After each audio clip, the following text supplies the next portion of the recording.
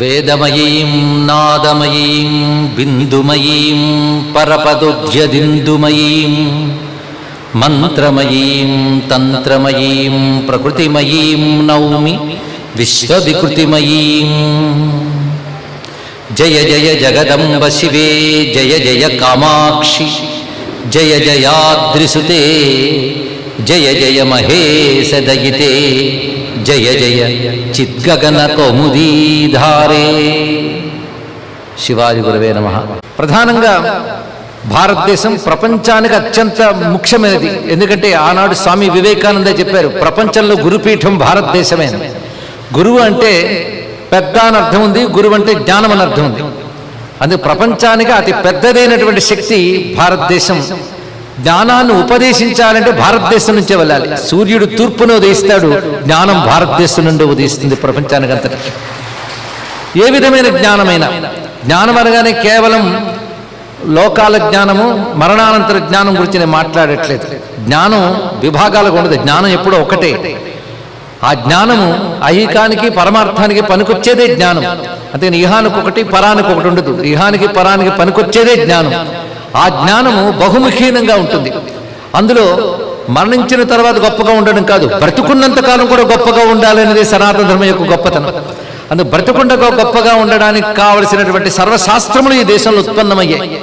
అందుకే వేదాల్లో అన్నీ ఉన్నాయిషా అని వెక్కిరిస్తూ చెప్పినా మేము సగర్వంగా చెప్తాం అందులో అన్నీ ఉన్నాయని. ఎందుకంటే ఈ మధ్య కొంతకాలం క్రితం జేమ్స్ గ్రోవెర్ అనేటువంటి ఒక విదేశస్థుడు భారతదేశంలో ఒక శాస్త్రీయమైన సెమినార్కి వచ్చినప్పుడు సంస్కృతంలో మాట్లాడగానే మన వారు కొంచెం వెరిమొహాలు వేశారు. అప్పుడు ఆయన ఒక మాట అన్నాడు, మీదైన సంస్కృతం మీరు మర్చిపోయారా అని చెప్తూ ఇక్కడున్న గణిత శాస్త్రం మొదలైన వాటి గురించి మాట్లాడాడు. ఆయన ఒక మాట అన్నాడు, ఒకప్పుడు ఇది ఇన్నోవేటివ్ ఇండియా, ఇప్పుడు ఇది ఇమిటేటింగ్ ఇండియా అయిపోయింది అన్నాడు. చాలా బాధాకరమైన అంశం. ఇక్కడ ఎన్నో ఆవిష్కరించిన దేశం అనుకరణ దేశంగా మారిపోయింది అనిపిస్తున్నది. ఎందుకంటే సర్వశాస్త్రాలకి మూలాల మన నుంచి లభిస్తున్నాయి. అయితే ఈ శాస్త్రములన్నింటినీ రక్షించిన వారు కూడా ఉన్నారు, వారినే బ్రాహ్మణులు అంటారు. బ్రాహ్మణులు తమ కోసం శాస్త్రాన్ని రక్షించుకోలేదు, సమస్త లోక కళ్యాణాల కోసం. ఆ మాటకొస్తే దేశ సౌభాగ్యం మాత్రమే కాదు, సమస్త విశ్వ సౌభాగ్యం. ఆ మాటకొస్తే సర్వలోకాల సౌభాగ్యం బ్రాహ్మణుడి చేతులు ఉన్నది. పుణ్యలోకాలను దేవతలకు కూడా బలమిచ్చేది బ్రాహ్మణుడే, కేవలం భారతదేశంకో కొందరు వ్యక్తులకో కాదు ఇక్కడ. అందుకే తన్మంత్రం బ్రాహ్మణాధీనం, బ్రాహ్మణో దైవత ఉన్నారంటే దేవతలకు బలమిచ్చే మంత్రం, మంత్రానికి బలమిచ్చే బ్రాహ్మణుడి చేతిలో ఉంది గనుకనే బ్రాహ్మణుడికి అంత ఉత్కృష్ట స్థానం ఉంది. దానికి కారణం బ్రాహ్మణ శబ్దానికి అర్థం తెలుసుకుంటే మనకు తెలుస్తుంది. బ్రాహ్మణ అనే శబ్దం యొక్క వ్యుత్పత్తి తెలియాలి. ఎప్పుడైనా ఒక విషయం గురించి మాట్లాడేటప్పుడు దానికి పెట్టిన పేరు గురించి ఆలోచించాలి. అందుకే పేరు కాపాడుకోవాలండి. ధర్మాన్ని దెబ్బతీసేవాడి ముందు పేర్లు మార్చేశారు, మీరు గమనించుంటారు. ఊళ్ళ పేర్లు మార్చేశారు, అదేవిధంగా వ్యవస్థల పేర్లు మార్చేశారు, దేశం పేరే మార్చారు. ఇంక చెప్పడానికి ఏమున్నది ఇక్కడ? ఎందుకంటే పేరు ఒక్కటి తీసేస్తే దాని మూల స్వరూపం మార్చవచ్చు అని వాళ్ళకి తెలుసు. మనం ఏముంటున్నాం ఇప్పుడంటే ఏముంటే ఏముందండి, ఏ పేరుంటే ఏముంది అనుకుంటున్నాం. కానీ మళ్ళీ వాటి స్వాభావిక నామాలు దేశంలో ప్రాంతాలకి వ్యవస్థలకి వస్తే మళ్ళీ దేశం అసలు స్వరూపాన్ని పొందుతుండడంలో సందేహం లేదు. అంటే బ్రాహ్మణ అనే శబ్దం గురించి మనం ఆలోచిస్తే, బ్రాహ్మణ అంటే బ్రహ్మమే జీవనముగా కలవాడు బ్రాహ్మణుడు, ఇది అర్థం. ఇప్పుడు బ్రహ్మం అంటే అర్థం తెలుసుకోవాలి. బ్రహ్మముకి వైదికార్థములు 5 కనబడుతున్నాయి మనకి.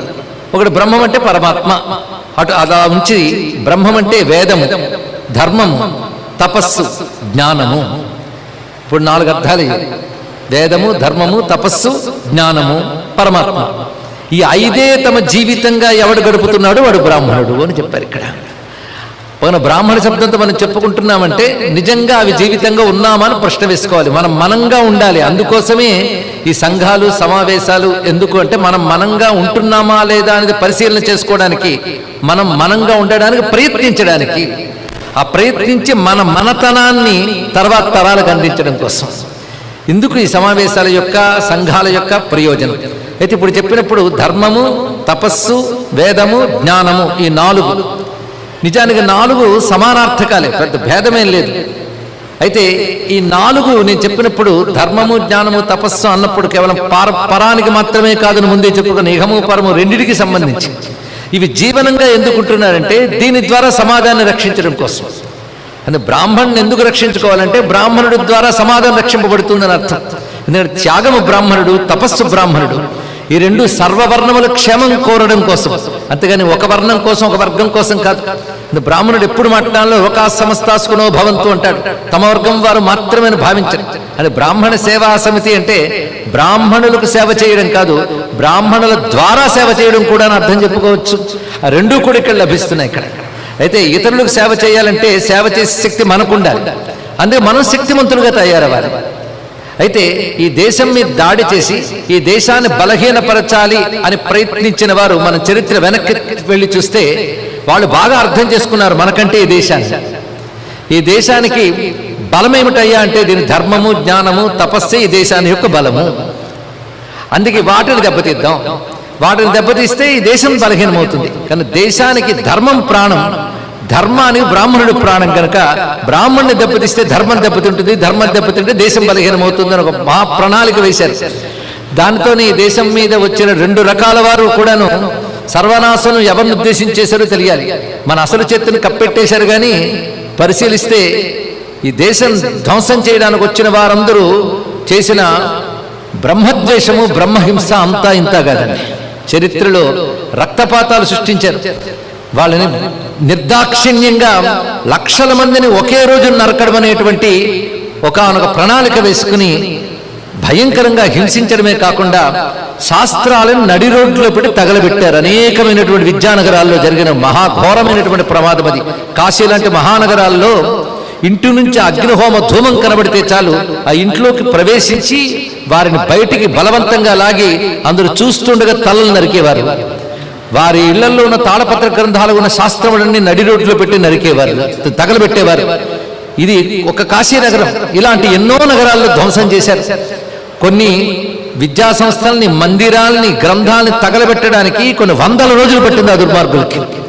ఇలాగ పోయినవి పోయి, తగలబడ్డాయి, మిగిలినవి మనం రక్షించుకోవడానికైనా అవకాశం లేని పరిస్థితులు ఏర్పడుతున్నాయి.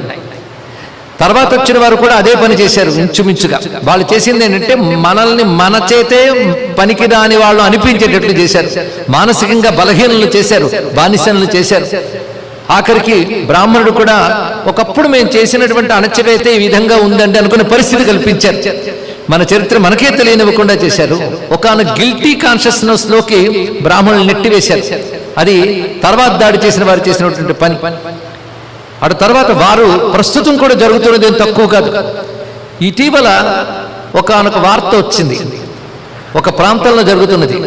భారతదేశంలోనే అల్పవర్గానికి చెందిన, అల్ప అంటే సమాజంలో నిమ్న వర్గానికి చెందినటువంటి వారు కొన్ని రకాల బ్యానర్స్ పట్టుకున్నారు.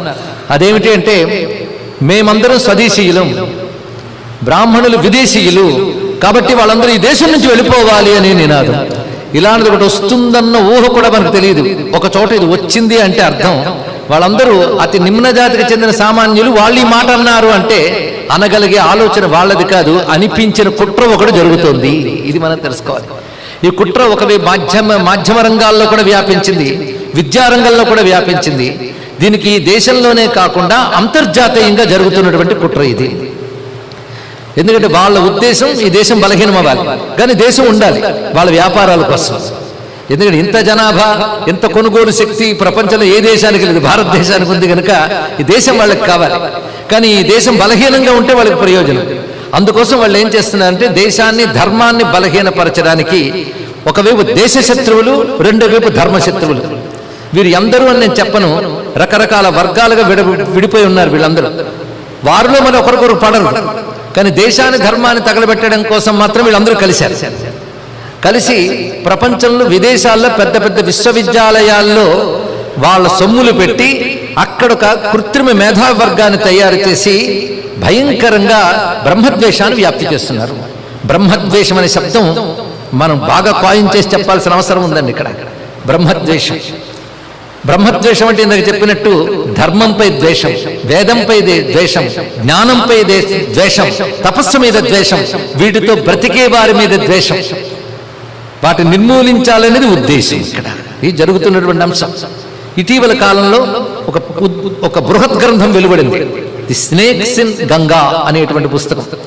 బ్రేకింగ్ ఇండియా తర్వాత వచ్చిన మరొక సంపుటి. అది డాక్టర్ రాజీవ్ మల్హోత్రా మొదలైన ఒక వర్గము ఇన్ఫినిటీ ఫౌండేషన్ ద్వారా అమెరికాలో పరిశీలించి ఇచ్చిన ఒక అపూర్వమైనటువంటి సత్య గ్రంథం అండి. అక్కడ పెద్దలు ఇక్కడ ఉన్నవారు అప్పుడే పరిశీలించి ఉంటారు. దానిలో గమనించవలసిన అంశాలు ఎన్నో ఉన్నాయి.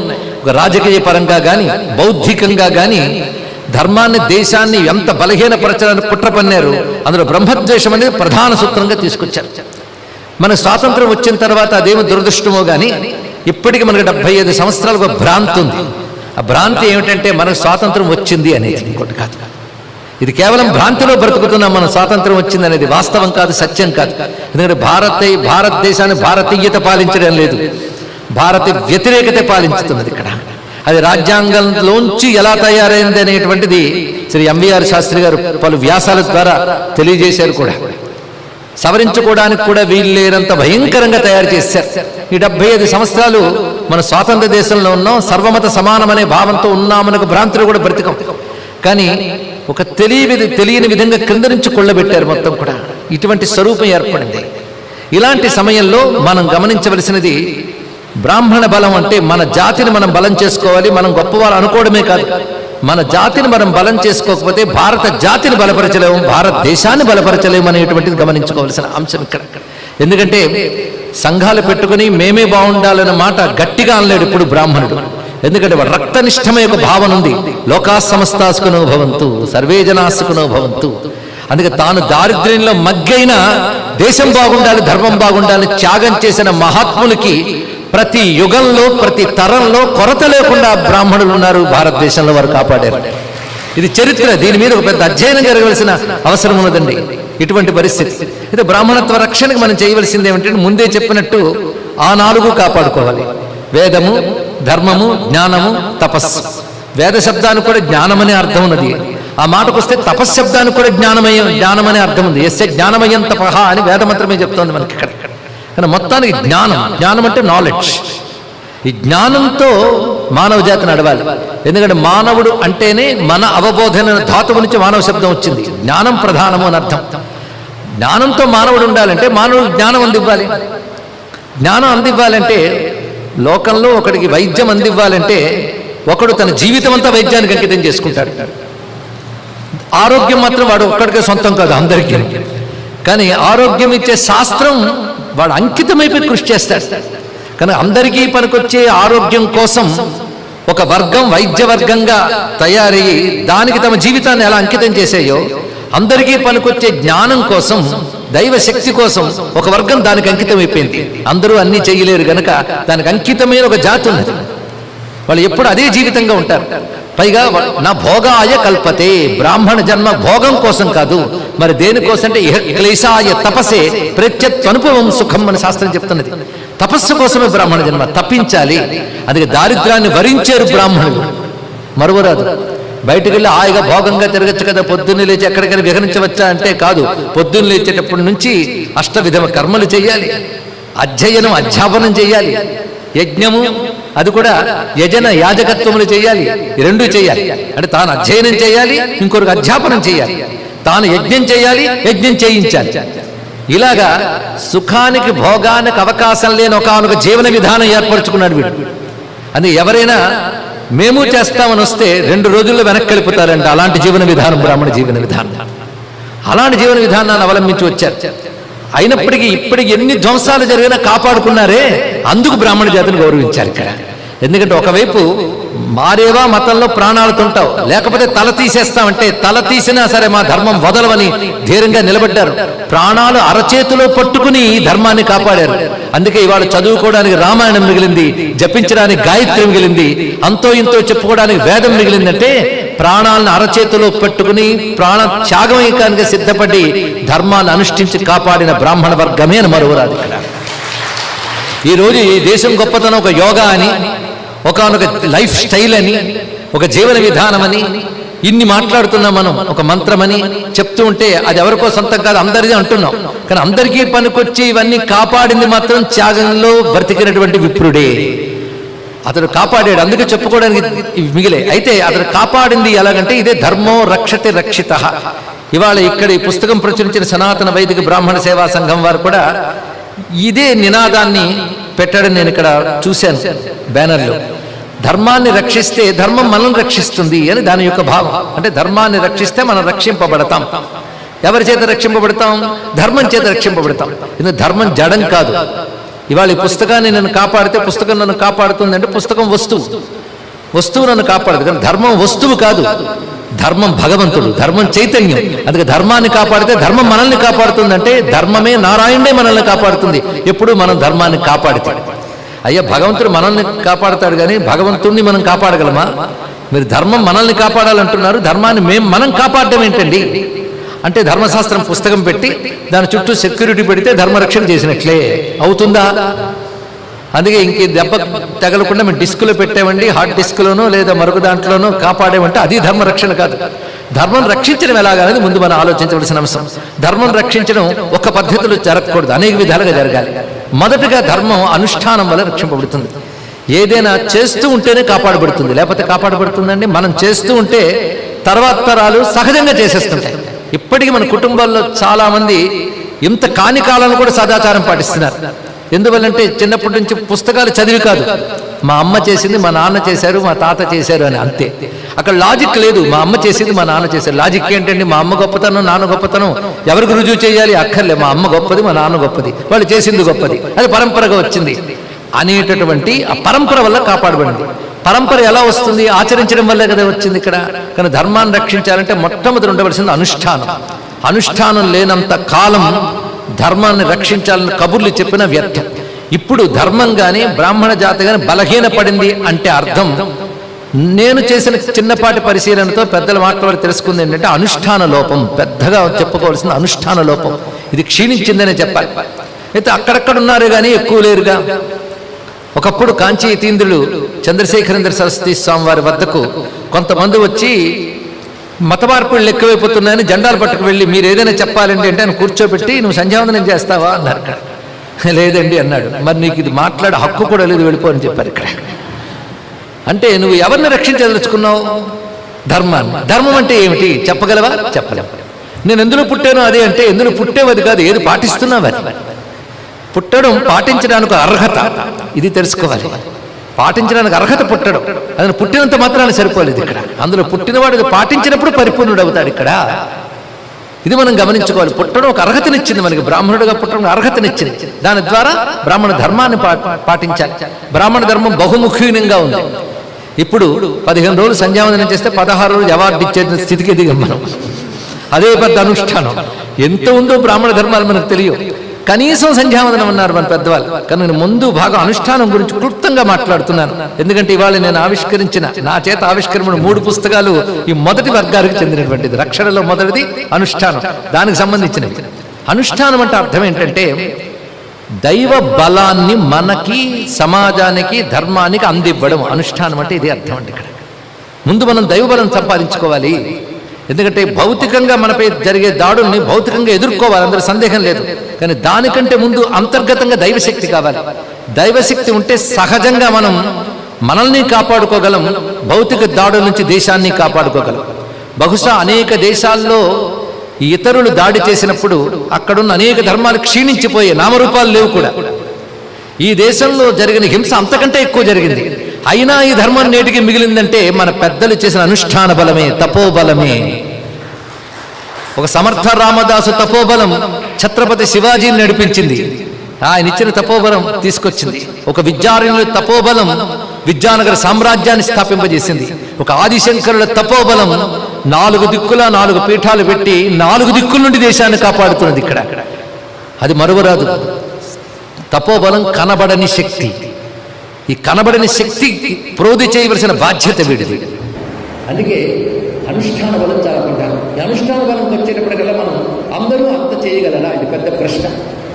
ఒకప్పుడు శ్రీ భారతీతీర్థ స్వామి వారి వద్దకు వెళ్ళి ఒక ఆయన అడిగారు, ఎవరైనా పొద్దుటి నుంచి మధ్యాహ్నం వరకు మీరు ఇంత తపస్సు చేస్తారు, రాత్రిపూట ఇంత తపస్సు చేస్తారు, అందరూ అంత చేయగలరా అంటే అని అడిగాడు. మిమ్మల్ని అంత చేయమని ఎవరు చెప్పాడు అన్నాడు. అందరూ అంత చేయగలరు. ఉదాహరణకి దేశాన్ని రక్షించవలసిన యోధులు ఉదయం నుంచి ఎంత వ్యాయామం చేస్తారు? వాళ్ళ యుద్ధాలు జరిగినప్పుడు వ్యాయామం చేయడం కాదు, నిత్యం వ్యాయామం చేయాలి, అప్పుడు యుద్ధాన్ని ఎదుర్కోగలరు. కానీ నిత్య వ్యాయామం వాళ్ళు ఎక్కువ చేస్తారు. అయితే అంత మనం చేయక్కర్లేదు. కానీ అసలు చేయక్కర్లేదు అనకూడదు. మన శరీరం మనం రక్షించుకోవడానికి తగ్గ వ్యాయామం మనం చేయాలి కదా. వాడు సుమారు 3 గంటలు కేటాయిస్తే మనం 30 నిమిషాలైన వ్యాయామాన్ని కేటాయించాలి, అంతకాదు.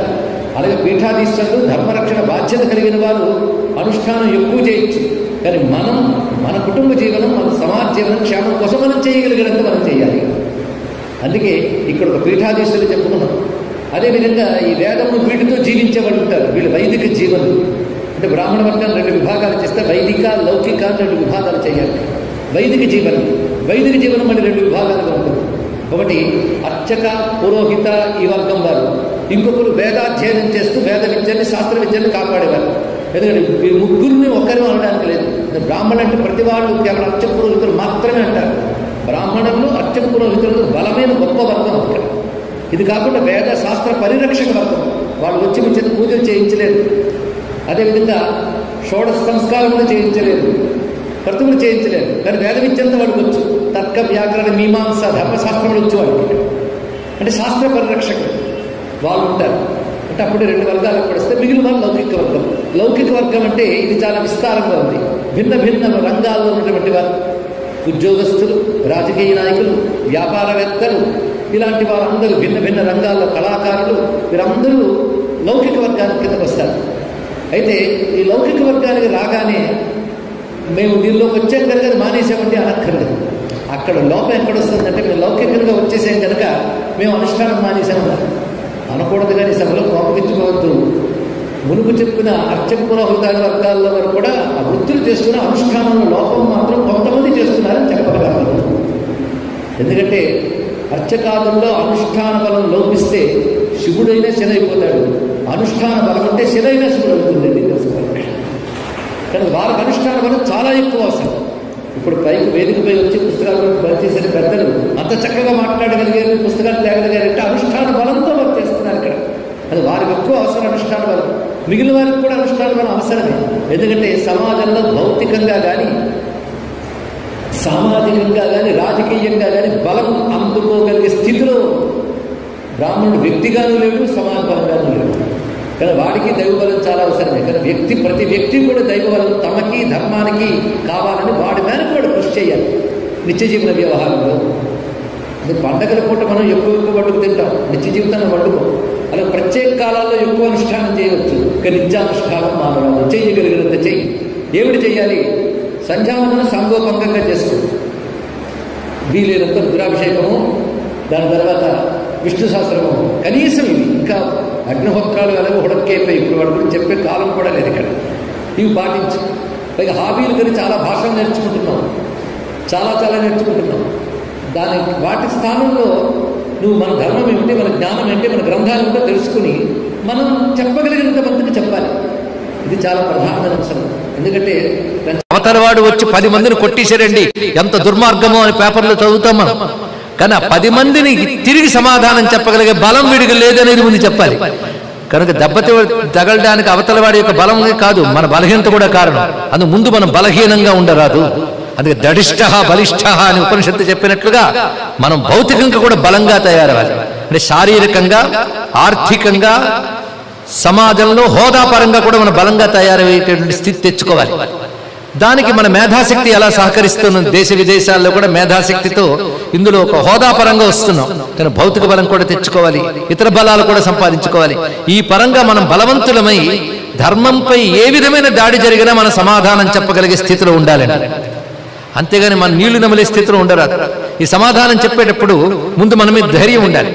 నువ్వే ఈ దేశాన్ని నాశనం చేసావు, అందరినీ అణిచేసావని 10 మార్లు వాళ్ళు అంటూ ఉంటే నిజమేనేమో అని మనం అనుకుంటున్నాం. ఇది తప్పు.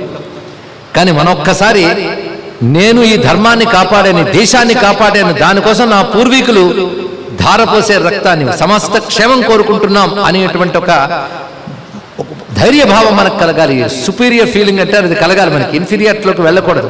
అలాంటి ధైర్యభావం మనం సంపాదించుకుంటూ ధర్మాన్ని రక్షించే పని చేయాలి. ఎందుకంటే సమస్త లోకక్షేమం కోసం ఈ ధర్మం కావాలి కనుక ఈ ధర్మం రక్షించే బాధ్యత అనేది.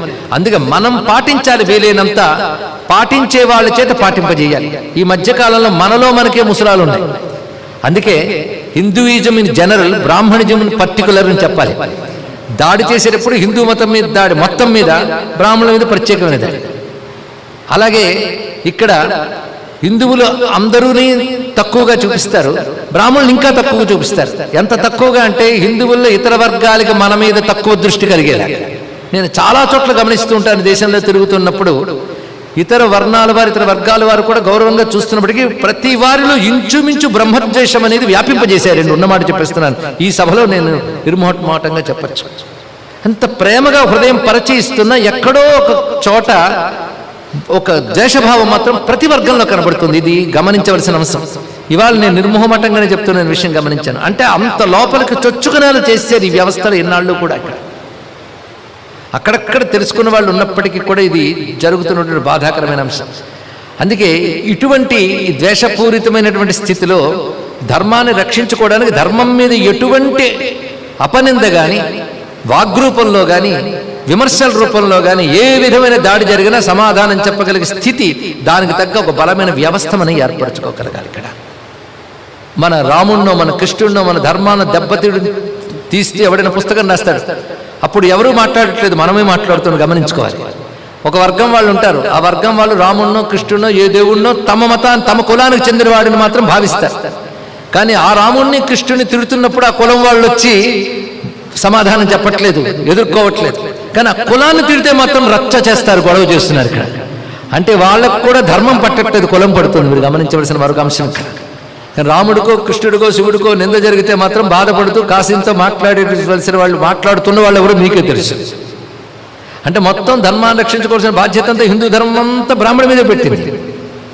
ఇది మనం కూడా మన బాధ్యతగా తెలుసుకుంటూ ఒకవైపు తపోబలాన్ని ఎంత పెంచుకుంటున్నామో ప్రపంచాన్నంతా పరిశీలించాలి. ఇది చాలా అవసరం. ఎందుకంటే మన వర్గాల్లోనే మరొక వైపు జరుగుతున్నటువంటి విశేషం ఏంటంటే ఇతర చదువులు చదువుకుంటూ విదేశాల వరకు వెళుతున్నారు. అది మంచిదే, కాదని కాదు. కానీ అదే సమయంలో ఈ జరుగుతున్న కుట్రలు ఏమిటి, అసలు చరిత్రలు ఏమిటి, మనమేమిటి అనే విచారణ వారిలో కూడా రావాలి. అన్ని వృత్తుల్లో ఉన్నటువంటి విప్రుల్లో కూడాను ఈ విచారణ కావాలి, పరిశీలన కావాలి. ఏం జరుగుతుందో తెలుసుకోవాలి, అసలైన వాస్తవాలు ఏంటో తెలుసుకోవాలి. ఎందుకంటే మనం చదువుతున్న పుస్తకాలు సరైనవి కావని గ్రహించి పరిశోధనలతో దేశ విదేశాల నుంచి వస్తున్నాయి. పెరుగుతున్న మీడియా వల్ల, సాంకేతిక విజ్ఞానం వల్ల మనకు తెలుస్తున్నాయి. అవి తెలుసుకునే పని చేయాలి. దాన్ని మనం వ్యూహాత్మకంగా ఎదుర్కోవలసినటువంటి సమయం కూడా ఇప్పుడు ఆసన్నమైంది. ఇక్కడ మరొకటి రక్షణకు తీసుకోవాల్సినది, ఇది మిగిలితేనే కదా రక్షణ. అనుష్ఠిస్తున్న దాడికి తట్టుకుంటున్నా ఇది మిగిలితేనే రక్షణ. మిగలాలంటే మనం మిగలాలి. మనం మిగలాలి అంటే వర్ణము దాని వ్యవస్థ మిగలాలి. అంటే సాంకర్యం జరగకుండా చూసుకోవాల్సిన బాధ్యత మరొక ప్రధానమైన బాధ్యత అండి ఇక్కడ. ఈ రోజుల్లో ఇది ఎలాగో అంటాం, సాంకర్యం జరిగిపోతే ఇంక రక్షించడం బ్రాహ్మణ సేవా సమితి కూడా కొన్ని తరాల తర్వాత అక్కర్లేదు. అవునా లేదా అండి ఇక్కడ? కానీ సాంకర్యం జరుపుకోకుండా కాపాడాలి. ఇతర వర్ణాల వారు కూడా, ఇతర మతాల వారు కూడా, ముందు మతాల గురించి ఆలోచిస్తే హిందూ ధర్మం నాశనం కోసం వాళ్ళ దృష్టి ముందు బ్రాహ్మణ కుటుంబాలుగా పడి అందులో పిల్లల్ని వాళ్ళలోకి మార్చుతున్నారు. వివాహం అయిన తర్వాత ఏం చేస్తున్నారంటే వాళ్ళు దీనిలోకి మారరు, వాళ్ళని వాళ్ళ దాంట్లోకి మార్చుతున్నారు. మనందరికీ తెలుసు. దాన్ని మీరు ఏ పేర్లు పెట్టుకున్నా నాకంటే మీకే లౌకికమైన పేర్లు ఎక్కువ తెలుసు. అదే వాటిని సభల్లో చెప్పట్లేదు. పైగా ఈ పిల్లలు కూడా తప్పేంటి అనే స్థితిలో ఆర్గ్యూ చేస్తున్నారండి. ఎక్కువ బ్రాహ్మణ కుటుంబాల్లో పిల్లలే, అందులో స్త్రీలే, అమ్మాయిలే ఎక్కువ. ఏ తప్పేమిటి అని ఈ విధంగా వర్ణ సాంకర్యాలు ఎక్కువ జరుగుతున్నాయి. అయితే ప్రతి వర్ణము గొప్పదే. ఈ రోజు ఈ సభలో ఏ మాటనైనా తీసుకుని వైరల్ చేసి గొడవ పెట్టగలిగేటువంటి సమాజం ఉన్నటువంటి స్థితిలో ఈ సభలో నేను చెప్తున్నది ఏంటంటే, ఇక్కడే సనాతన ధర్మంలో ప్రతి వర్ణము గొప్పదే, ప్రతి వర్ణము గొప్పదే. ఇది తెలుసుకోవాలి. ఇక్కడ అన్ని వర్ణాలు గొప్పవే అని రాముడు పాలన చేసేటప్పుడు వాల్మీకి అంటాడు, చాతుర్వర్ణ్య హితార్థాయ అన్నాడు ఇక్కడ. అందుకని క్షత్రియ వర్ణ హితార్థాయ, బ్రాహ్మణ వర్ణ హితార్థాయ అనలేదు. 4 వర్ణాల హితం కోసం పాలించేవాడే రాజు అన్నది రామాయణం. అదే మాట అంటోంది భారతం ఇక్కడ. అంతేగాని నేను పదవిలోకి వస్తే నా కులం వాళ్ళని, వాడు పదవిలో వస్తే వాడి కులం వాడిని, వాళ్ళనే ప్రమోట్ చేస్తాం, కాని కులం వాళ్ళని మీద ప్రతీకారం తీర్చుకుంటాం అనేటువంటి దుష్ట పాలన భారతదేశంలో ఉండేది కాదు ఒకప్పుడు. తెలుసుకోండి ఇక్కడ. అందుకే అన్ని వర్ణాల క్షేమం కోరుకుంటాం. అన్ని వర్ణాల క్షేమం కోరుకునేవాడి పేరు బ్రాహ్మణుడు. అందుకే వాడి క్షేమం మిగిలిన వర్ణాల వారు కోరుకున్నాయి. వీళ్ళందరి కోసం ధర్మాన్ని, జ్ఞానాన్ని రక్షిస్తూ, అంటే అనుష్ఠిస్తూ, అధ్యయనం చేస్తూ, వ్యాప్తి చేస్తూ, ఎవడైనా విమర్శిస్తే సమాధానం చెప్తూ కాపాడుకుంటున్న బ్రాహ్మణ జాతిని మేమందరం కాపాడుకోవాలి అనుకునేది ఒకనాటి హిందూ సమాజం.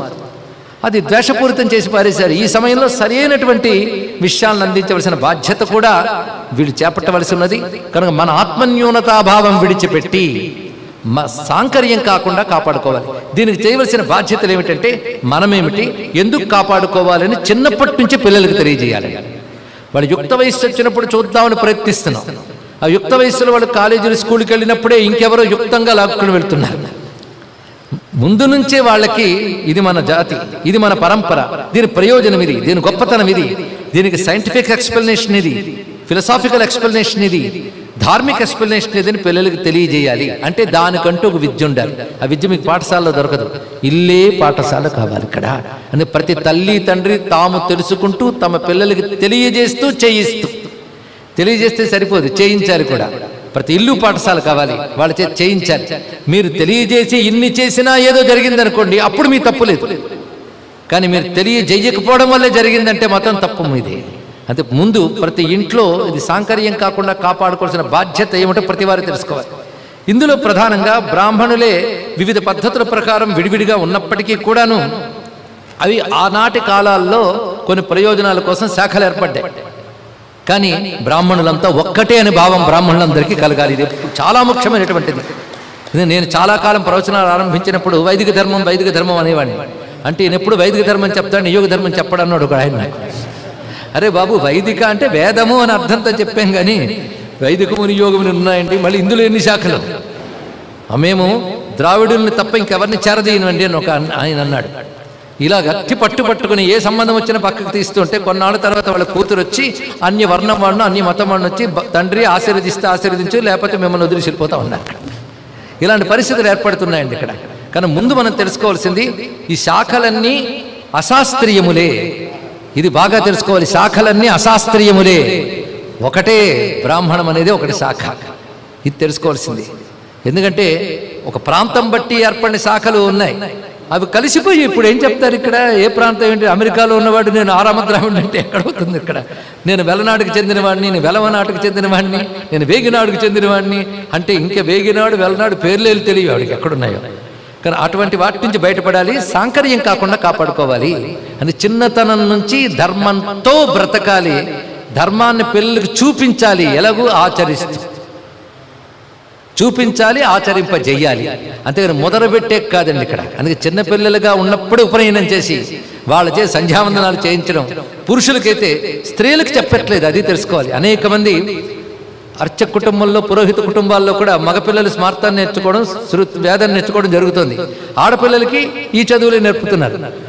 వాళ్ళకు ఒక వయసు వచ్చేటప్పటికీ అర్చకుల పురోహితుల పిల్లల్ని పెళ్లి చేసుకోవడం మనసు రావట్లేదు వాళ్ళకి, ఇటే వెళుతుంది. కారణం మరి స్త్రీలకి ధర్మం లేదా? స్త్రీలకి సంప్రదాయాలు ఉన్నాయి, బ్రాహ్మణ సంప్రదాయాలు, అవి వాళ్ళకి చెప్పాలి, చెప్పిది కాపాడుకోవాలని చెప్పాలి. వీటిని అధ్యయనం చేసేటువంటి బ్రాహ్మణ జీవనం గడిపేటువంటి వాళ్ళని గౌరవించడం బ్రాహ్మణులకు ముందు తెలియాలండి ఇక్కడ. అంటే లౌకిక జీవనంలో ఉన్న బ్రాహ్మణులకి బ్రాహ్మణ జీవనం గడిపేటువంటి వారిని గౌరవించే సంస్కారం రావాలి. అవసరమైతే తమ పిల్లల్ని వారికిచ్చి పెళ్లి చేయడానికి కూడా సిద్ధమైన పరిస్థితిలో ఉండాలి ఇక్కడ. ఎంతమంది తమ పిల్లలకి ఒక పురోహితుడికి ఇచ్చి పెళ్లి చేయడానికి సిద్ధంగా ఉన్నారు చెప్పండి ఇక్కడ? సంపాదన వాళ్ళకేం లోటు లేదు, విదేశాలకు వెళ్ళి సంపాదించడం దానికి వాళ్ళకేమీ లోటు లేదు. కానీ తమ పట్ల తమకే ఏర్పడిన ఒక ఆత్మన్యూనత అభావం ఒకటి కలుగుతుంది. వీటన్నిటి నుంచి బయటపడాలి అంటే ప్రతి ఇల్లు ఒక అనుష్ఠాన గృహం కావాలి. ప్రతి ఇల్లు సగర్వంగా నేను బ్రాహ్మణులను భావించి జీవించగలిగే స్థితిలోకి రావాలి. అలాంటివి చేయడానికి ఇలాంటి పుస్తకాలు పనికొస్తాయి. ఎందుకంటే మనోబలాన్ని ఇస్తాయి, శరీర బలాన్ని ఇస్తాయి, దైవ బలాన్ని ఇస్తాయి. అందుకే మనం చెయ్యగలిగినంత తపస్సు అనుష్ఠానం చేయాలి. అనుష్ఠానం దేశం కోసం, ధర్మం కోసం ధారపోయాలి. దానితో పాటు మన ఆలోచన, మన భౌతిక శక్తిని కూడా ధారపోయాలి. వీటికి మనం సంసిద్ధులమై త్యాగంతో బ్రతకాలి సమాజం కోసం. అలాంటి త్యాగమే యోగంగా ఉన్నటువంటి బ్రాహ్మణ జాతి పరంపరకి నమస్కరిస్తూ స్వస్తి.